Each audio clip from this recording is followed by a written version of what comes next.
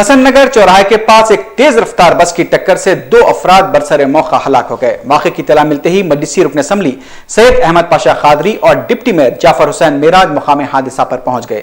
Media से बात करते हुए अहमद पाशा खादरी ने हादसे की तफसीलात बताते हुए कहा कि कर्नाटक से आने वाली तेज रफ्तार बस छोटी दुकान में घुस गई, जिसके नतीजे में 2 हलाक और 3 अफराद शदीद जख्मी हो गए। अहमद पाशा खादरी ने हसन नगर चौराहे पर आए दिन पेश आ रहे वाकयात पर अफसोस का इजहार करते हुए कहा कि ट्रैफिक पुलिस की लापरवाही से भी हादसा पेश आ रहे हैं। उन्होंने हुकूमत से महलूकीन को एक्सग्रेशिया देने का भी मुतालबा किया।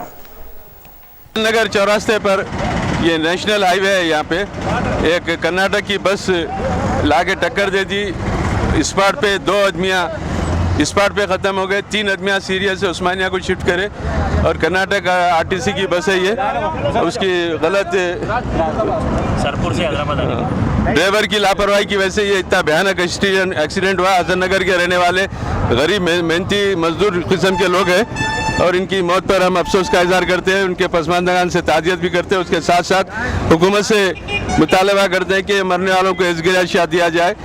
नक़ीब मिल्लत बैरिस्टर असदुद्दीन ओवैसी साहब की हिदायत पर मैं और deputy mayor Hyderabad municipal corporation Jafar Hussain Meraj sahab और यहाँ के मुताल्लिक़ा शुरापल्ली के काउंसलर आरिफ साहब और चंचलम के वजात अली खान साहब काउंसलर और मजलिस के यहाँ तमाम लोग यहाँ पर आए हैं। इस पार्ट पे मुआयना किया, दवाखाने को जा रहे हैं, जख्मियों को देखेंगे, उनके इलाज के लिए दवाखाने में सुप्रिटेंडेंट से आरएमओ से बात करेंगे। ये हाईवे है, यहाँ के मुकामी लोगों का बोलना ये है कि ये यहाँ पर स्पीड ब्रेकर होना, तो आरएनबी ये रोड देखती है। आरएनबी के जिम्मेदार लोगों से हमारा मुतालबा है कि फौरी स्पीड ब्रेकर डाले।